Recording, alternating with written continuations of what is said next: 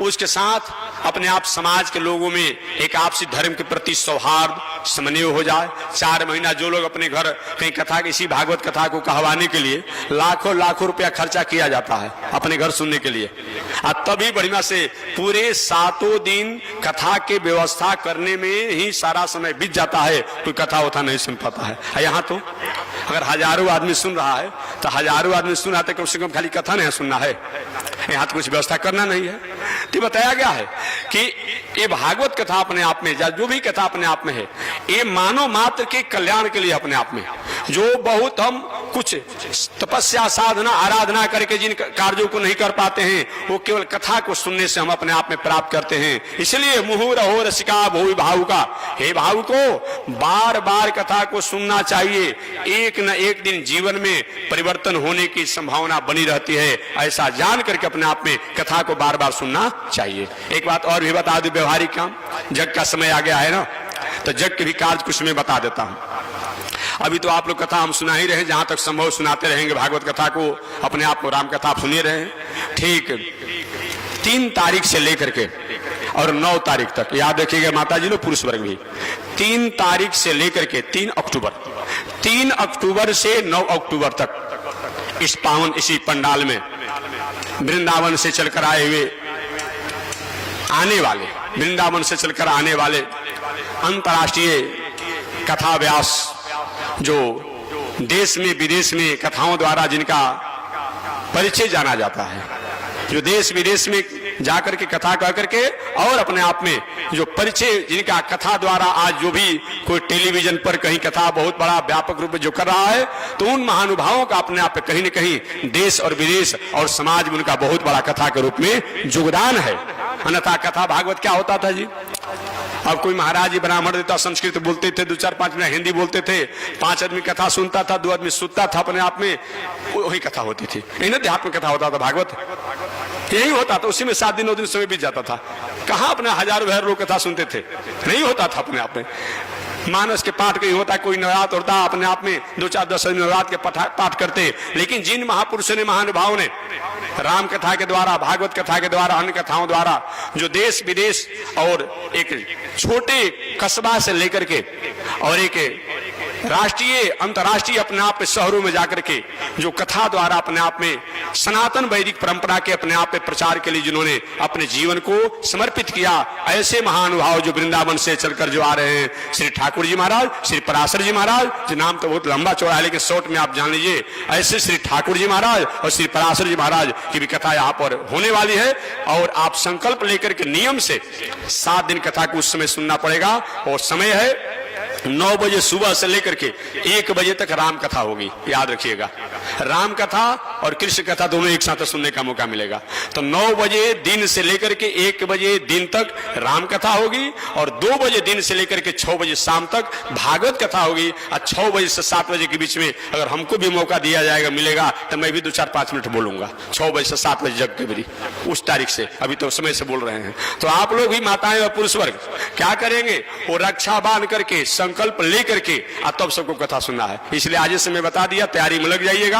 और क्योंकि यहाँ कुछ करना नहीं है, केवल संकल्प करके साफ सुथरा वस्त्र पहन लीजिएगा और मन में संकल्प कीजिए कि थोड़ा सा खान पान थोड़ा सा ऊपर नीचे है तो उसको थोड़ा छोड़ने की कोशिश कीजिए अपने आप में, क्योंकि सब कुछ है हमारे पास।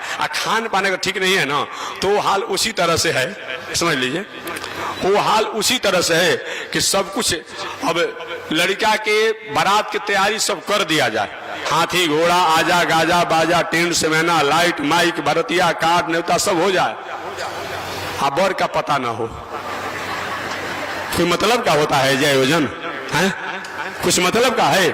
तो अगर हमारा आहार ठीक नहीं है, भोजन ठीक नहीं है, तो सब कुछ करने के बाद भी हाथ में लगेगा जीरो, हाथ में जीरो लगेगा। तो थोड़े से ठीक है, हो गया जो हो गया अपने आप में, लेकिन थोड़ी सी कोशिश किया जाए कब हमारे द्वारा कम से कम पवित्र भोजन हो, पवित्र स्थितियां हो, ये विचार होना चाहिए। तो याद रखिए, ठीक 3 अक्टूबर से लेकर के 9 अक्टूबर तक राम कथा और भागवत कथा दोनों संकल्प के रूप में अपने आप में हाथ में रक्षा बांध करके संकल्प करके और कथा को सुनना है। और आज से तैयारी में लग जाइए, हमको सुनना है अपने आप में, क्योंकि ये मौका कभी कभी मिलता है। तो 9 बजे से 1 बजे तक राम कथा और 2 बजे से 6 बजे तक भागवत कथा, 6 से 7 बजे तक मैं 2-4 शब्द बोलूंगा और भी कथा होती रहेगी। लेकिन ये 2 महापुरुषों की कथा को आप अवश्य सुनेंगे और समय निकाल कर सुनेंगे, संकल्पित होकर के सुनेंगे, ये मैं निवेदन करता हूं। और आप लोग निश्चित रूप में कथा में सम्मिलित होंगे।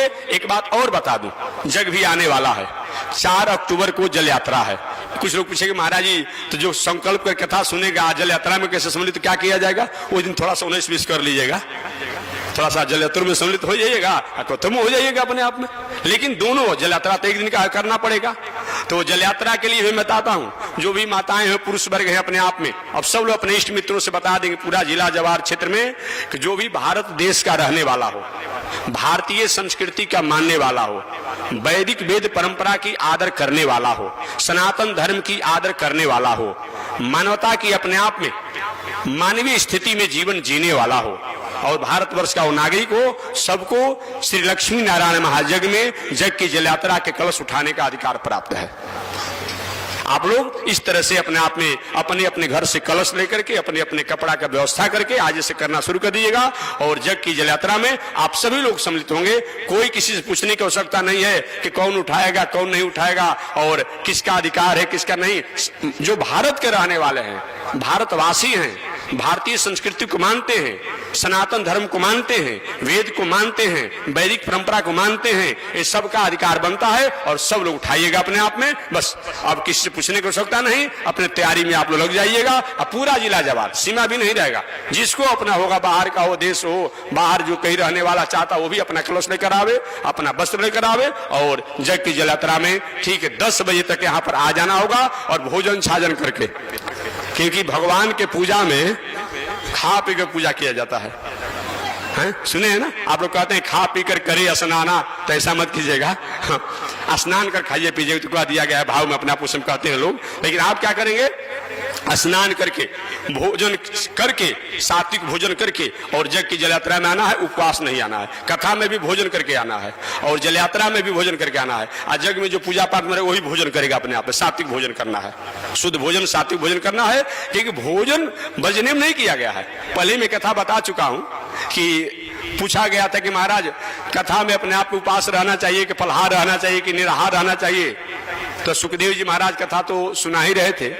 सुनाते सुनाते हुआ कि भाई महात्म्य कथा था कि देखिए अगर भोजन नहीं करने से कथा में मन नहीं लगता हो तो उपास रहने का कोई मतलब नहीं। माता जी लोग क्या पर्व आएगा ना जी, क्या आएगा, जीवत पुत्रिका आता है ना, जीवित पुत्रिका आएगा।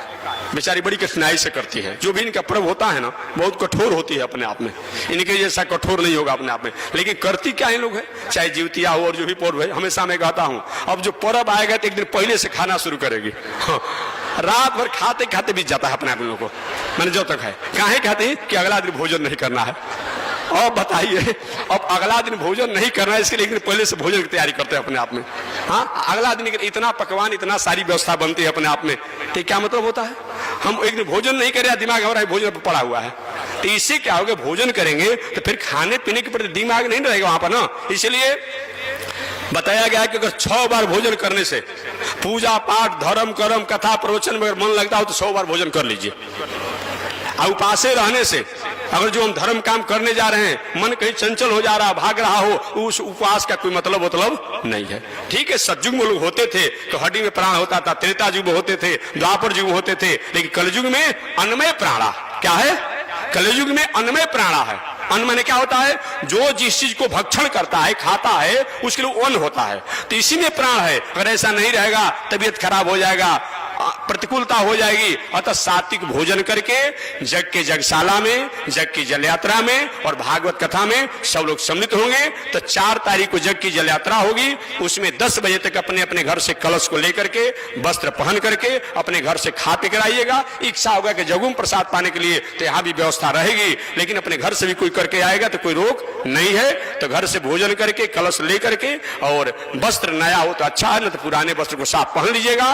और इस तरह होना है कम से कम 8 वर्ष के बालक बालिकाओं से लेकर के 95 वर्ष तक, कि अंदर तक जिसकी श्रद्धा हो वो अपने आप में जल यात्रा में सम्मिलित हो सकता है। 8 वर्ष से लेकर के 8 वर्ष के बालक हो, बालिका हो से लेकर के और 95 वर्ष के भीतर में जो हो ले सकता है। जिसको पैदल चलने की क्षमता नहीं हो वो किसी अपने सहयोगी के गाड़ी लेकर के किसी पर बैठ करके भी साथे साथे जा सकता है। कोई जरूरी के पैदल ही जाने, कोई रोगी आदमी हो, कुछ हो तो वो गाड़ी पर बैठ करके जा सकता है। जो पैदल जाने की रखता हो वो अच्छी बात है, अपने आप में अच्छी बात है। इस तरीका से अपने आप में करना है। बाकी एक और बात रहा किसी को महाराज चप्पल पहनना चाहिए कि नहीं पहनना चाहिए। देखिए अगर अनुकूलता नहीं बन रही हो तो हवाई चप्पल, प्लास्टिक के चप्पल, चाम का नहीं, पहन करके अपने आप पे चलिए। अगर कहीं हो रहा है कि इसी तरह हम चल सकते हैं तो अपने अनुसार देख लीजिएगा। इस तरह आप जग की जल यात्रा में आज से तैयारी में लग जाइएगा। कलश अपना अपना जुटाइए, अपना वस्त्र अपना जुटाइए। अब यहाँ नहीं मिलेगा, सब अपने से व्यवस्था करना है। अपने से कलश, अपने से कपड़ा व्यवस्था करना है। और भागवत कथा, राम कथा के लिए भी 3 तारीख को आप लोग यहाँ संकल्पित हाथ में रक्षा बांध करके और सबको सुनना है अपने आप में। इसके लिए भी सादर आमंत्रित हैं। तो चलिए मैं प्रसंग बस आगे बढ़ता हूँ।